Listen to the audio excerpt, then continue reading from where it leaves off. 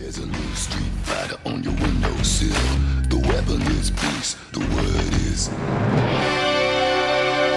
Hello there, gang, and welcome to another episode of Displaying Model Behaviour, the Earth's mightiest action figure video podcast. So take off your pants, crack a beer, and let's talk toys. Let's talk about the 15 worst Marvel figures ever made. You see, Hasbro have been getting a lot of slack recently for the whole, Rancor thing. What are you thinking?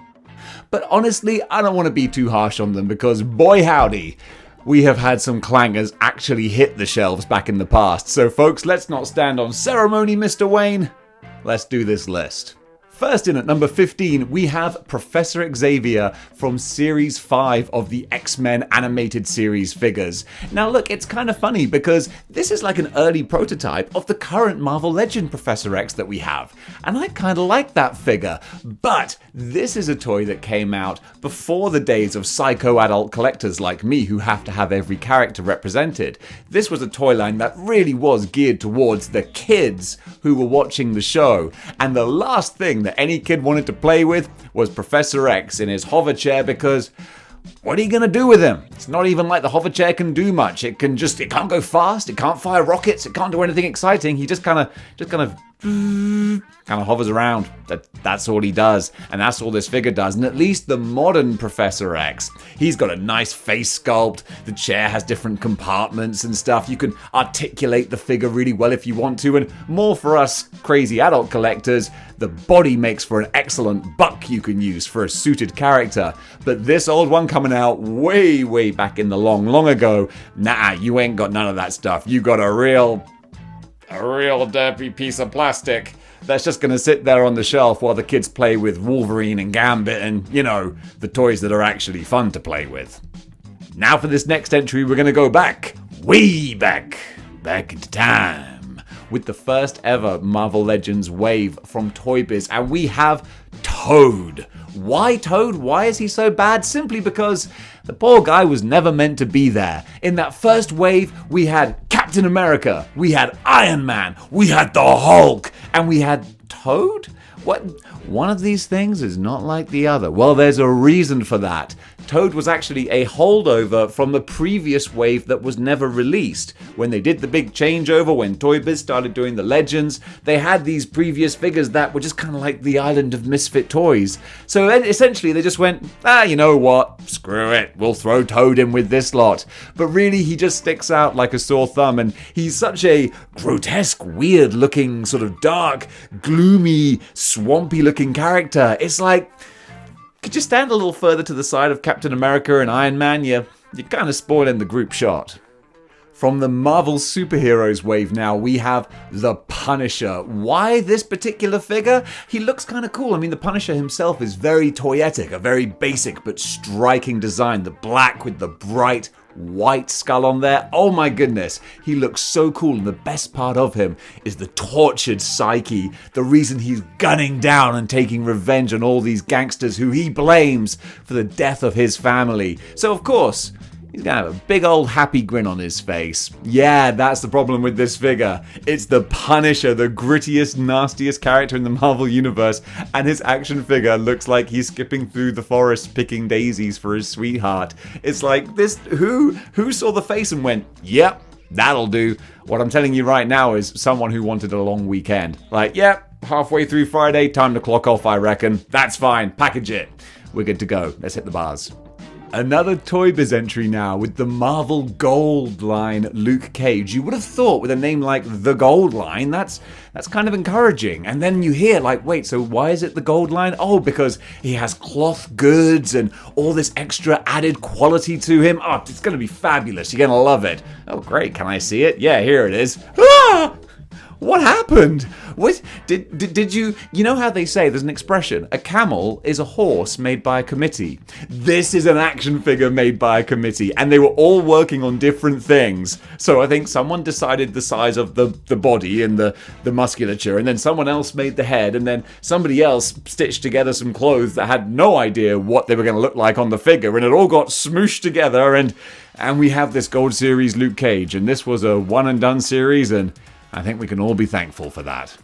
Spider-Man the animated series from the 90s is responsible for so many action figure collectors nowadays. I became a huge comic book fan from watching that show, but oh my goodness, did it give us some dubious looking action figures and box sets as well. I remember having the Clone Saga box set, which had all the figures or all the characters I'd ever wanted, and they all looked terrible. But I'm not even going to touch on that one. I'm going to touch on another box set and one figure in particular, Jonah Jameson, who, congratulations, looks like 3 kids inside a Jonah Jameson costume that they're trying to use to pretend that they're an adult so they can buy alcohol.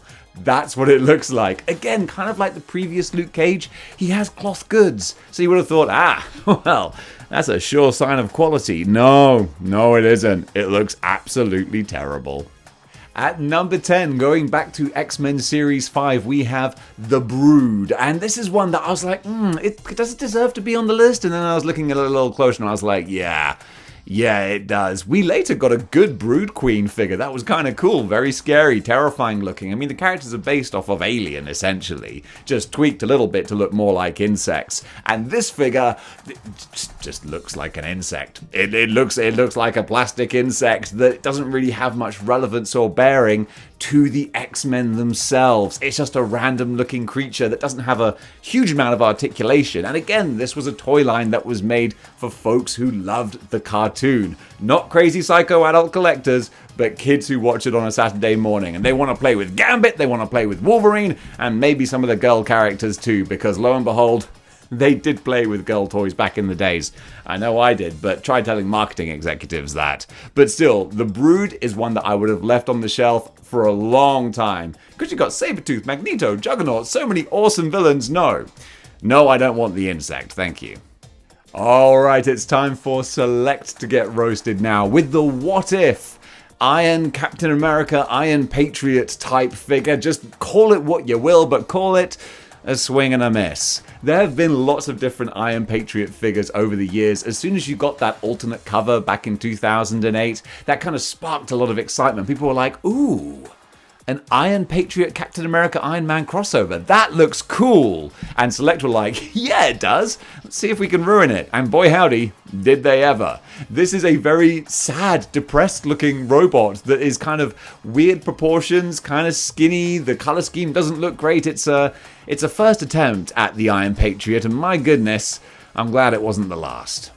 You know something that modern action figure collectors still complain about? Holes in their action figures. You know something we were complaining about back in 1992? The exact same thing. At least I would have been if I bought the Banshee figure from X-Men Series 2, because he got a big old hole in his chest. Why? Because of what was probably a good idea. There's a whistle on his back. He can blow into the whistle and he makes the Banshee scream. But the problem is, in order to facilitate that, he's got a great big hole in his chest. So I think the trade-off maybe isn't a good idea. The juice isn't worth the squeeze, if you know what I'm saying. He's got a nice flappy cape, which is good, but also his arms are just like straight. So that's all that they can do. So he's a kind of an awkward, weird, unusual looking figure. I give him credit for trying to do something different, but very often, that's not a good idea.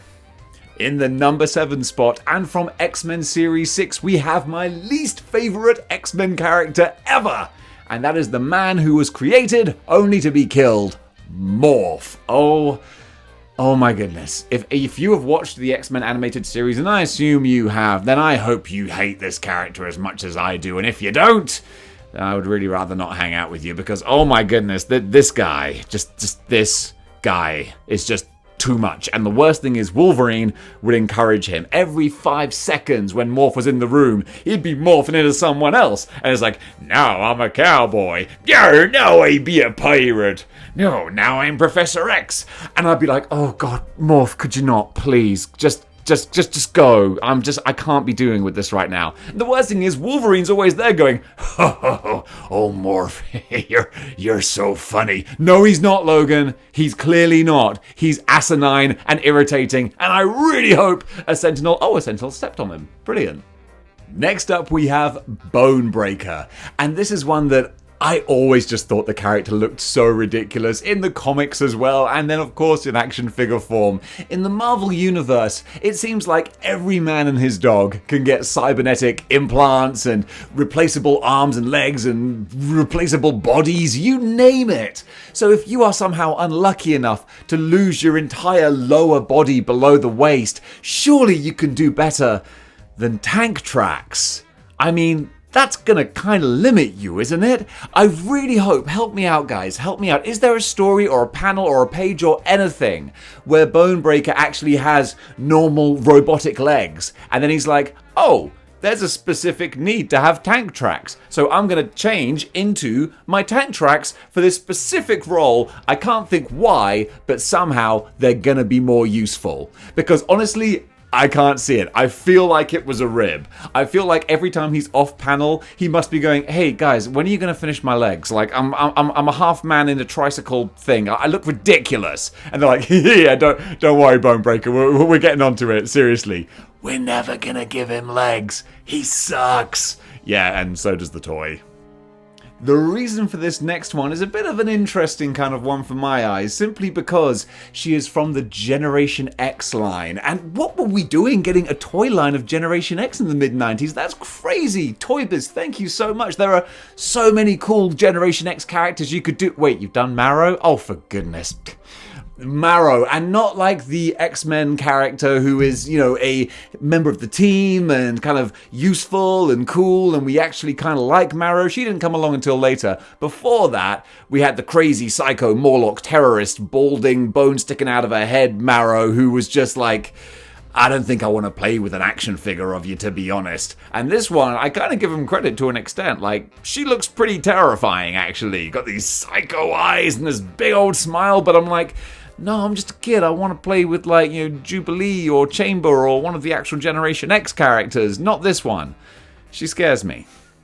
Hey, you know when I was, like, giving out to Professor X earlier? Well, they actually did one better when we got Sneak Attack Madam Web. What's worse than playing with just a static man in a chair?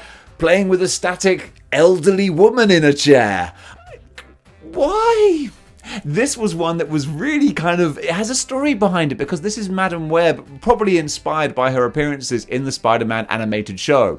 And there's all these backstage stories about how the writers were like, we want to include Madam Web, and the executives are always like, kids don't want to play with an old lady. And normally, whenever you hear stories about the writers wanting to do something and stupid suits going, nah, people don't want that, you're like, oh, you stupid suits, you don't understand the comics. No, but in this case, the stupid suits were absolutely right. No one wants to play with an old lady sat in a chair, and no one wants to watch her for some of the most important seasons of the Spider-Man animated show either. I hated all the Madam Web stuff. Spider-Man is your friendly neighborhood Spider-Man. He's not a magical, mystical person. That's Doctor Strange, maybe the Fantastic Four, but it's not the web slinger. Madam Web, get out of here and take your stupid chair with you. Coming up next, we've got X-Men Mutant Monsters with Sugar Man. Now, Sugar Man, first of all, is a weird figure. Basically a giant head with legs and forearms. That's kind of toyetic, actually, to be fair. When you think about some of the weird mutants we used to get with Street Sharks and Ninja Turtles and all that kind of stuff, a weird, creepy, big tongue-lashing freak with forearms, that kind of works. But then if you're gonna do it, you gotta go ham, you gotta go all in. And that was the problem. This figure was a bit too small, bit too unimposing, just looked like a weird flesh balloon with arms. Ugh, it sounds like something, you know, some Japanese scary horror manga artist would come up with. Junji Ito! I was vamping for time until my brain came up with it. Yes, so this early incarnation of the figure was a swing and a miss. Luckily, about 20 years later, Hasbro had another go, and honestly, if you ask me, they nailed it. You know what? While trying to find footage of this figure for this countdown, I actually realized, like, he's amazing. He even has a robotic laugh chip. You can press a button and he's like, and he's bigger than I thought as well.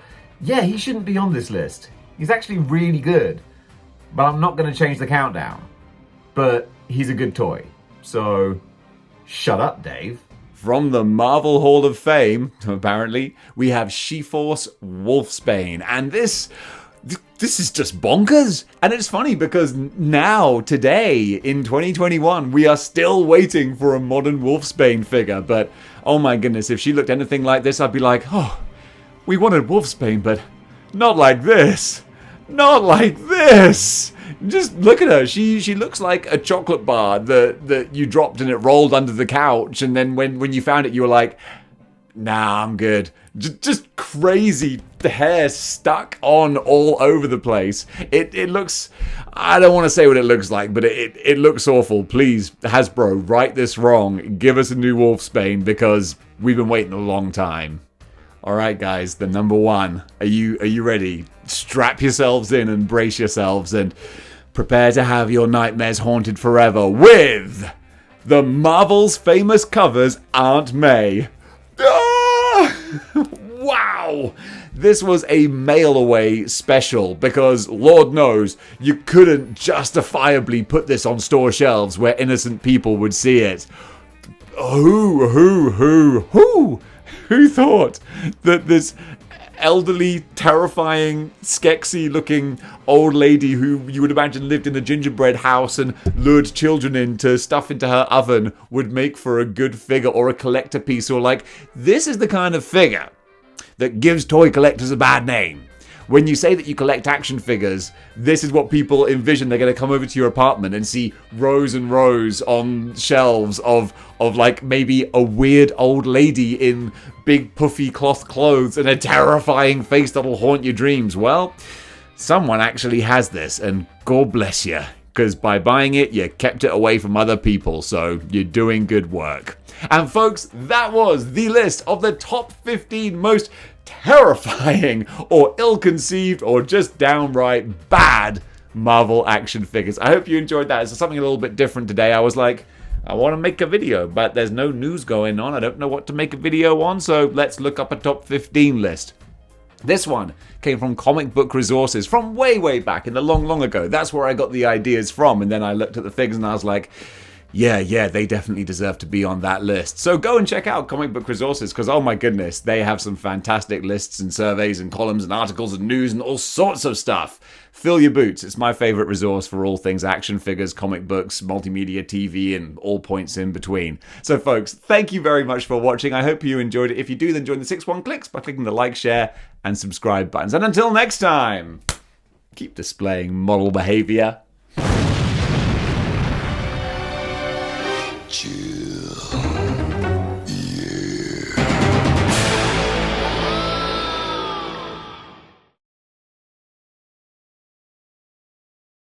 Yeah, I take it back. Actually, no, it looks awesome. Cup of coffee, half